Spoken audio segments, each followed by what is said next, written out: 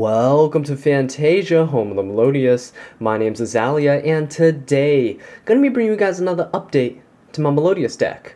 So this deck profile is actually made under the new ban list of March 2017, so without any further ado, let's just jump right into this. So starting off with 2 copies of Aria, the Melodious Diva. Now, Aria, pretty much a staple in any Melodious build, prevents our Melodious monsters from being targeted by card effects or be destroyed by battle while she is special summoned and face up on the field. Only 2 copies because you don't really want to see her. Your normal summon is better used on some other cards, but she does help with some rank 4 plays as well. Now, speaking of rank 4 plays, we've run 3 copies of Cannon, the Melodious Diva. Cannon, if you control another Melodious monster, you can special summon her straight from your hand, although you can only do it once per turn this way. You want to run 3 copies just to see her as soon as possible to be able to spam your field full of monsters. She's really great for field presence and for helping us go into our fusion plays, actually. So, speaking of fusion plays, we actually run 2 copies of Soprano, the Melodious Songstress. Soprano, you can activate her effect while she's on the field to fusion summon a Melodious monster from your extra deck, using her as one of the materials. So, if you use Soprano and Cannon, that's really great for going into Shiberta. Now, Soprano has another effect that when she's special summoned, you could target another Melodious monster in your graveyard and add it to your hand. So it's really nice for just recurring things like Cannon, or if you don't have a Cannon in your graveyard, you can always add an Aria back as well. So she's really great for giving us some card advantage. And also, the new Starfoil rarity for the Melodious cards looks really nice. I really wish they had it for some of the other Melodious cards that are more commonly used. I know they got it for Opera, Tam-Tam, not Tam-Tam, Opera, Solo, Score, and things like that, but you know, I don't really use those. So Konami, if you're listening, please print the other Melodious monsters in Starfoil. They look amazing in Starfoil. Okay, anyway, tangent aside, moving on, we play 1 copy of Summoner Monk. Summoner Monk is really great for getting rid of dead spells in our hand and for facilitating some more rank 4 plays. He's a great combo enabler and a really good engine piece to get things going. Only run 1, not 2, because most of the times our spells are actually really important. It's only after the first turn that the spells really start to become dead in our hands with extra copies and such. So yeah. Anyway, moving on, we play 1 copy of Honest, which is a great hand trap, kind of. It's kind of like a battle trap as well. So if our opponent tries to attack into us, we can drop a surprise Honest on them.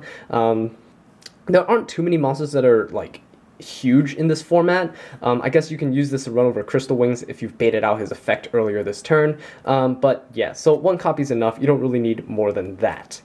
Next card, everyone's favorite card, we play 1 copy of Arc Lord Christia. Now, Christia, if you have exactly 4 fairy-type monsters in your graveyard, you can special summon this card from your hand. And if you special summon him this way, you can target 1 fairy-type monster in your graveyard and add it to your hand. Now, the most potent effect that Christia has is that neither player can special summon monsters. And that is a really, really strong card. Basically, a Vanity's Emptiness, which got hit on the ban list, fortunately. But Christia is a big body as well, and being a light fairy type monster, so a lot of synergy with this deck. But the only downside I consider the downside of this face-up card would be sent from the field to the graveyard, placed on top of the deck instead. So if they get rid of Christia, you're going to brick with Christia next turn. So that kind of sucks, but we do have ways that we can alleviate that in this build, which I'll get into in just a bit. Anyway, moving on, we play 1 copy of Performage Trick Clown and 1 copy of Gem Knight Amber. This is really just for the Brilliant Fusion targets. The 1 Gem Knight card you'd never want to draw into it.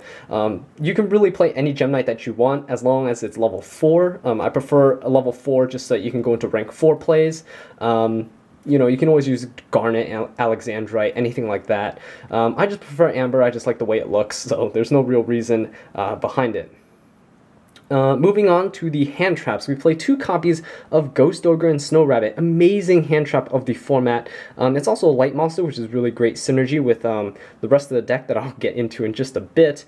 But yeah, Ghost Ogre is just really great for stopping a lot of cards. Zodiacs, Metal Foes. It hits so many different decks that it's worthy of a main deck spot. Okay, and next off we play 1 copy of Max C because he finally got limited. I have mixed feelings about this. The card on the ban list, it's more of a 3 or nothing card to me, but whatever. You play the single copy because it's just that good that even if it's at 1, you still have to play it. Okay, so anyway, moving on, we go into the rituals. 3 copies of Saphra, Queen of Dragons. So she has 3 different effects that trigger either during the turn that she's ritual summoned, or during the turn that you send a light monster from your hand or your deck to the graveyard. So these effects read, first, you can draw 2 cards and discard 1 card. Or you can discard 1 random card from your opponent's hand, or you can add 1 light monster from your graveyard to your hand. So, Saphra, really great synergy with cards such as Honest, with cards such as Ghost Ogre. So if you use them, if you send them from your hand to the graveyard to activate their effects, Saphra during the end phase can add them back. So you can do an Honest loop with Saphra, which is really nice, or you can do a Ghost Ogre loop, which is even nastier if your opponent relies on things like Zodiacs and things to go off. Because then what you're doing is you're essentially just reusing the hand trap over and over, and it's really, really great. So really good in terms of recycling things, and when I get to the side deck, I'll explain some of the choices that I made specifically because I'm running this build. Okay, so next off, we're running 3 copies of Cyber Angel Ben 10 to use as tribute fodder for the Saphra Queen of Dragons. Highly searchable in this deck, both of these cards are, the Saphra and the Ben 10. But yeah, so when Ben 10 is tributed, you can add 1 Light Fairy type monster from your deck to your hand. So Ben 10 not only searches all of our Melodious monsters over here, they can also search cards such as Honest and Arc Lord Christia. So Christia, easy access to it with Ben 10 here. So yeah, that does it for all of the monsters. Next off, we're going to go into the spell cards. Alright, so starting off with these spell cards, we have 3 copies of Brilliant Fusion. Absolutely love this card, and this is one of the reasons why Christia is so effective in this build, is that you don't necessarily have to special summon Christia using his own effect. You can always tribute summon Christia. Sounds like a big minus, but Christia is just that powerful that sometimes it can just win you the game. Okay, so Brilliant Fusion, you can fusion summon a Gem Knight fusion monster from your extra deck using monsters from your deck, essentially. So that's why we have the Gem Knight Amber in our deck, and you hope you don't draw it so that Brilliant Fusion is live. So, amazing card, just so powerful. Okay, next off we run 3 copies of Ritual Sanctuary. Now Ritual Sanctuary says that you can discard 1 spell card, add 1 light ritual monster, or 1 ritual spell card from your deck to your hand. So this searches out all of our ritual cards, the Saphra, the Ben 10, and even the Hymn of Light, which is what the ritual spell for Saphra is. The second effect of Ritual Sanctuary, my absolute favorite effect on this card, and it's that you can shuffle any number of spell cards from your graveyard back into the deck, then target 1 Light Fairy type monster in your graveyard whose level equals the number of cards you shuffled into your deck, and special summon it. So Ritual Sanctuary being able to special summon something like Soprano, so Soprano can add back Cannon, or you can special summon Honest back and return Honest back to your hand so you can use it that turn. Ritual Sanctuary is just so versatile. And if you actually end up getting a lot of spells into your graveyard, you can actually shuffle 8 spells back and special summon Christia using the Ritual Sanctuary, so just absolutely brilliant synergy with this deck. Highly recommend using it. So in conjunction with it, we run 3 copies of Terraforming just to get to it as soon as possible. Ritual Sanctuary is one of the key cards in this deck in terms of our grind game and for helping us with consistency. Speaking of consistency, we are also running 3 copies of Pre-Preparation of Rites, which allows us to add 1 ritual spell card from our deck to our hand, and add 1 ritual monster from our deck or graveyard to our hand whose name is listed on that ritual spell card. So if we add the Hymn of Light, we can also add Saphra with it. Pre-Preparation of Rites is absolutely amazing because you can add, basically it's a +1. You get to set up your entire ritual combo with it. And the only thing that's left is to search out your tribute fodder, which would be Cyber Angel Ben 10. And you can accomplish that through Ritual Sanctuary, or you can accomplish that through Preparation of Rites, which you play 1 copy of because it's limited, for good reason.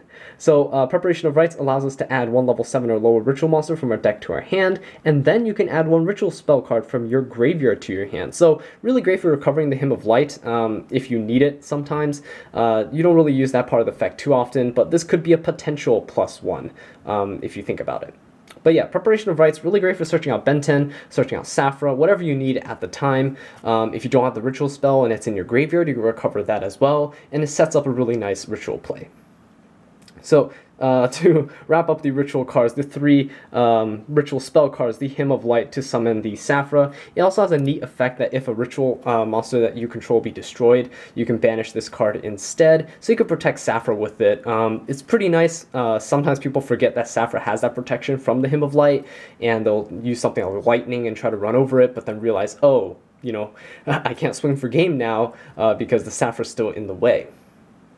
Okay, so anyway, moving on, 2 copies of Instant Fusion. Instant Fusion is to facilitate the rank 4 plays with Norden. Norden's still an amazing card, really powerful. So yeah, 2 copies of that.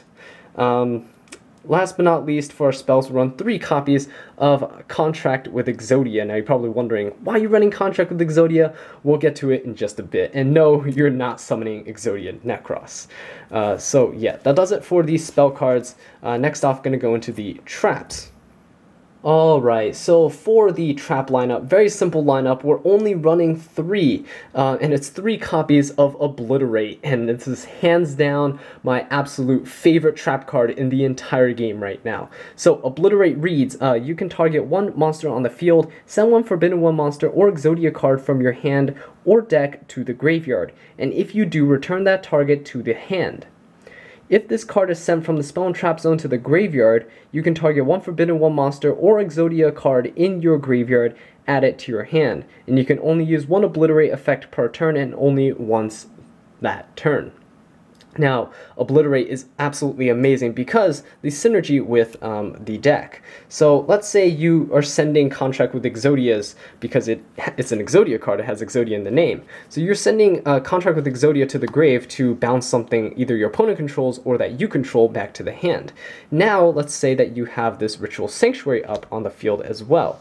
Let's put it where you can see it. So this Ritual Sanctuary can now shuffle the Contract with Exodias back from your graveyard into your deck in order to revive fairy-type monsters. And now you have this loop, this infinite loop, unless they get rid of this Obliterate, where you're just sending the Contract with Exodia to the graveyard, Ritual Sanctuary shuffling it back, and you have infinite bounces as well as infinite revivals. It's an absolutely amazing combo. It's ridiculous once it starts going off, and it really forces your opponents to use their resources to deal with this card. So I really do love it. Okay, so that does it for the main deck. Next off, we're going to go into the side deck. Okay, so starting off with the side deck, we were playing 2 copies of DD Crow. So DD Crow is such a versatile hand trap, absolutely amazing this format because it hits every single deck. It hits Zodiacs, it hits Infernoids, Paleozoics, Metaphors, and Invoked. You can hit Invocation, Metaphors Fusion, you can hit the Paleozoic trap cards or their Ronin Totems, you can hit Infernoids or Fairy Tale Snow, you can hit Zodiac Rapier, Elder Entity Norden, anything that is a combo piece, you can easily get rid of it with DD Crow, banish it from their graveyard, and they pretty much cannot get access to it again for the rest of the duel, which is really great. Okay, so next off we were playing 2 copies of Denko Sekka because people finally realized that Paleozoics are good after they won 2 YCSs. So Denko Sekka just shuts down Paleozoics. They can't use their back or anything unless they use Solemn Warning or something like that. But yeah, Denko Sekka, absolutely amazing. We don't really play back row, so Denko is just great and will pretty much always be live. Okay, so next off, we were running 3 copies of Artifact Lancia. Now, Artifact Lancia, notice that it is a light fairy-type monster, so you can search it with Benten, and you can add it back from your graveyard to your hand with Saphra, because when you tribute Lancia from your hand during your opponent's turn, neither player can banish cards. So things like Snow, things like Infernoids, it's just absolutely amazing and shuts them down.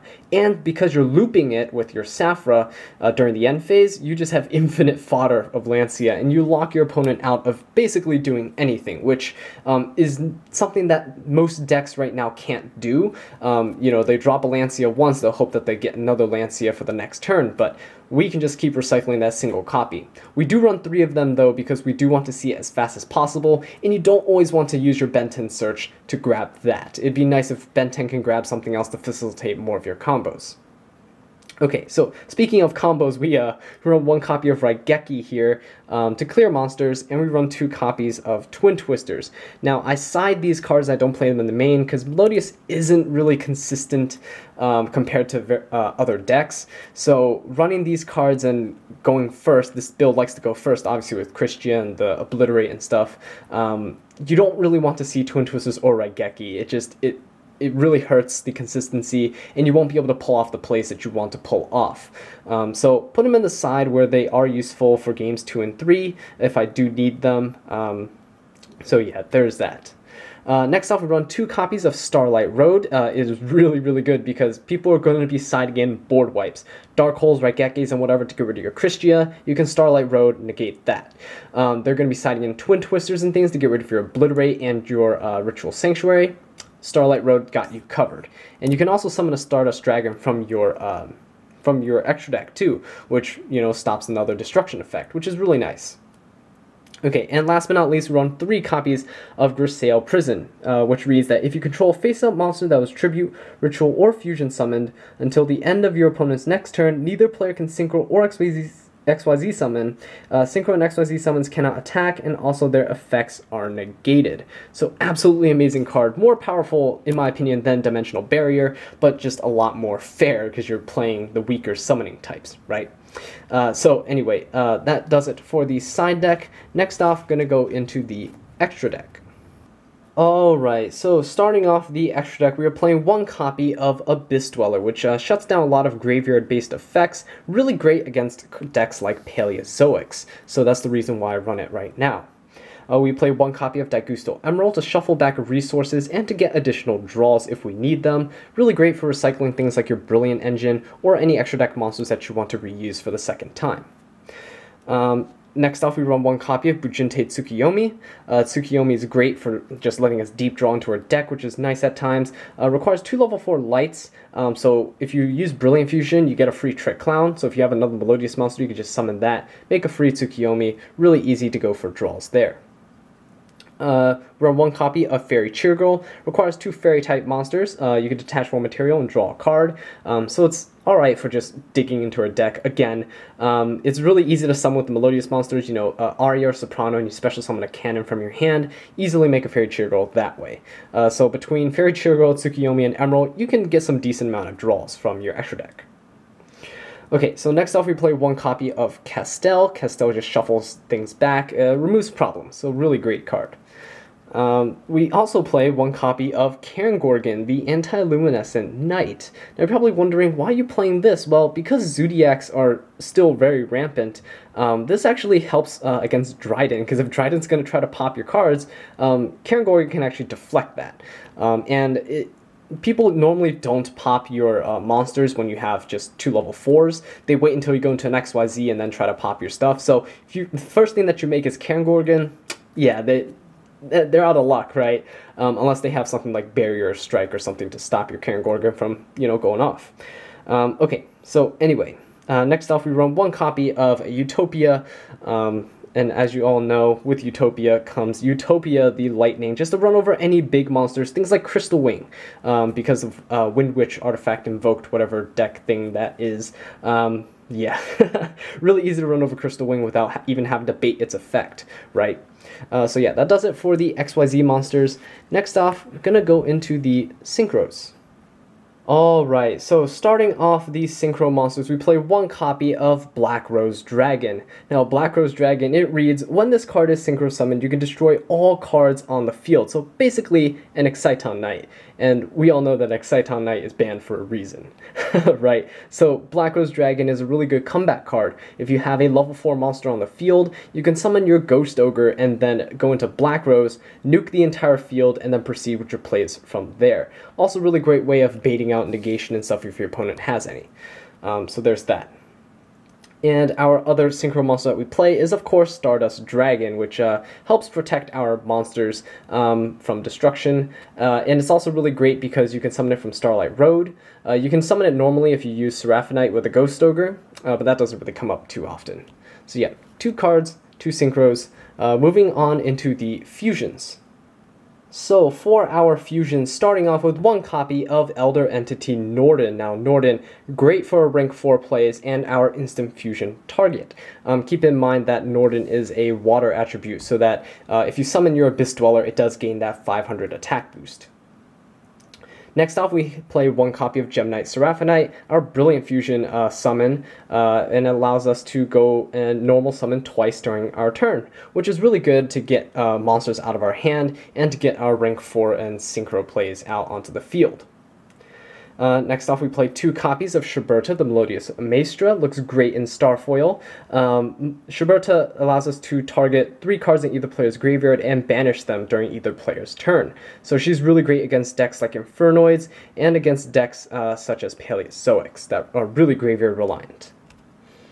Alright, and last but not least, we play one copy of Bloom Diva, the Melodious Choir, which allows us to basically ram into a bunch of big boss monsters and inflict damage, despite them having big boss monsters. But she is a little more difficult to summon. You need Schuberta along with a Soprano in order to summon her, but, you know, just having her just in case in the extra deck is completely fine. So that does it for the fusions, and that does it for the extra deck. Thank you all so much for watching this video. I really do appreciate it.